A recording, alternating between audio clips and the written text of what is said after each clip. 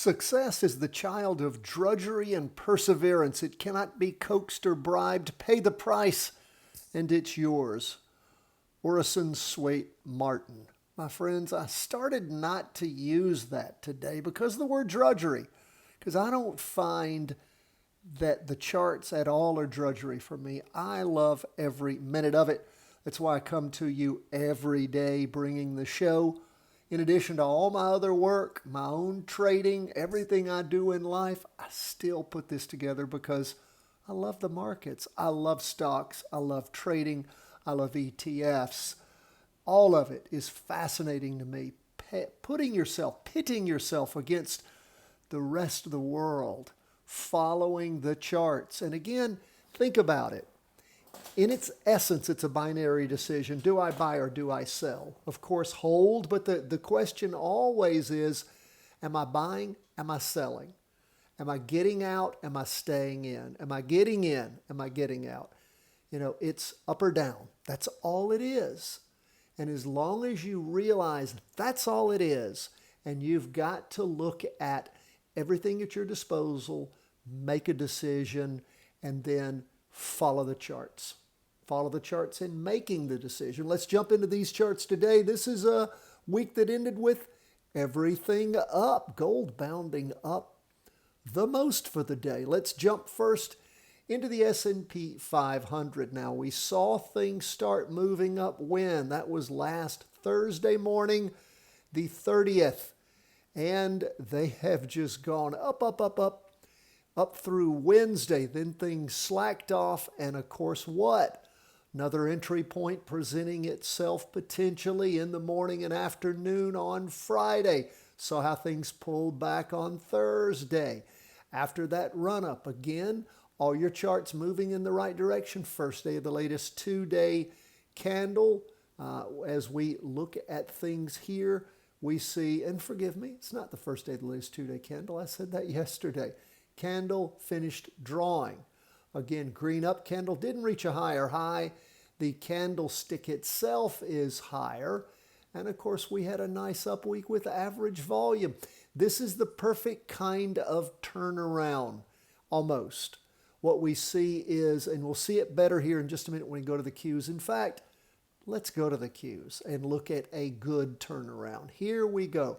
This is picture postcard perfect. Why? We had above average volume on the interim low. We had at least average volume on the turnaround, and it's a spinning top. Beautiful.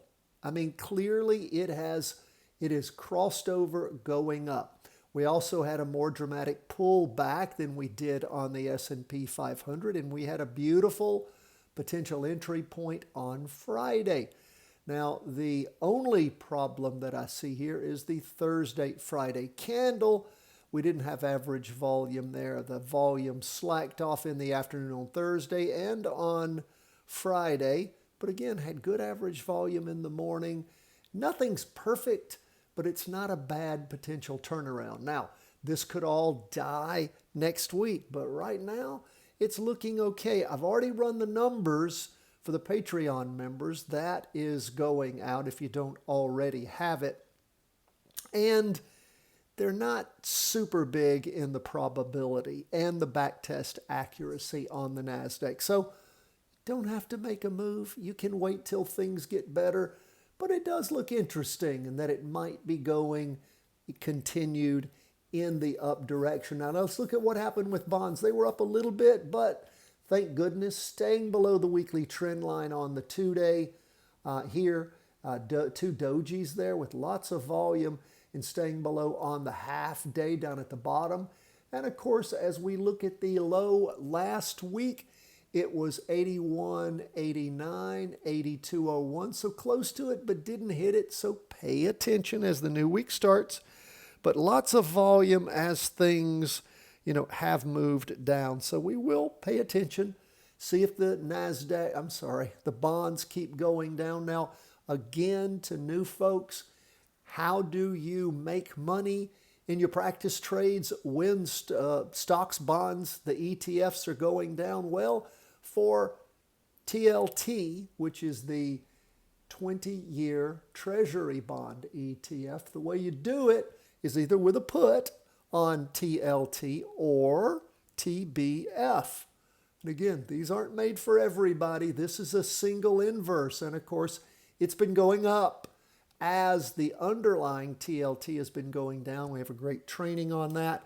For the weekend, I will put, I just put out the inverse fund training. Just check it out. You'll find it there. I'll put it in there for you anyway, for the folks that haven't seen it yet. It's just good to know what inverse funds are about. Practice, trade them a little bit. See if you like them. If you do, trade them. If you don't, don't. What do we see going on with gold? Well, again, we saw gold dojis over the last couple of weeks, the prior 2 weeks. That's the week beginning the 20th and then the 27th of July. This week beginning the 3rd of August, we had a turnaround, a green spinning top, things moving up, pushing off. We had hung around this support level for many, many weeks. And then to see things go green and start moving up is beautiful. And hopefully that will continue. Up for the day alone, 2.26%. Again, not the greatest backtest accuracy and probability of continued movement on the numbers that we ran, but it's not all about numbers. If everything were about the numbers, the engineers would be billionaires. The mathematicians would be billionaires, and that is not the way it is. But it does look like greener pastures are ahead for gold. I sure hope so. How many of you jumped into a practice trade on gold?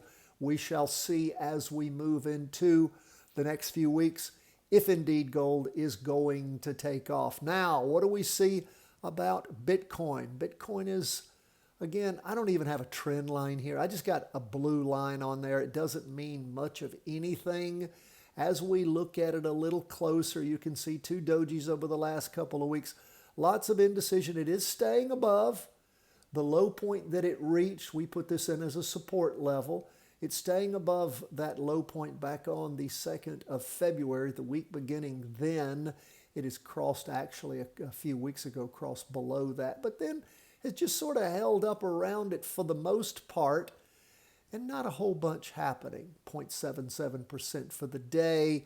We see some green candles on the half day. The 2-day is just sort of a sideways slide like we see on the weekly of just some dojis and not a lot of activity. So we'll keep an eye.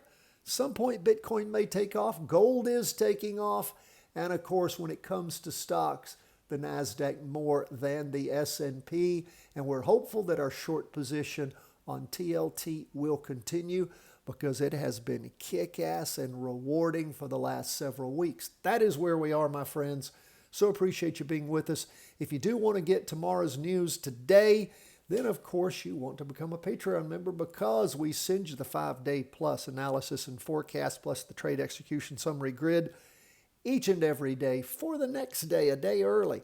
If you want to see what that trade execution summary grid looks like, just make sure you're a free subscriber at chartingwealth.com because we put the prior days in every day for you. You can see what it looks like and how it works. But of course, what you get with that 5-day plus analysis, you can see that at the Patreon page. On the free version, we do show you how we analyze the volume, the Heikin-Ashi candlesticks, the trend, all that kind of stuff, and how we think about it, how it works, so that you can get the proper mindset of analysis. God bless. All the best from the whole team at Charting Wealth.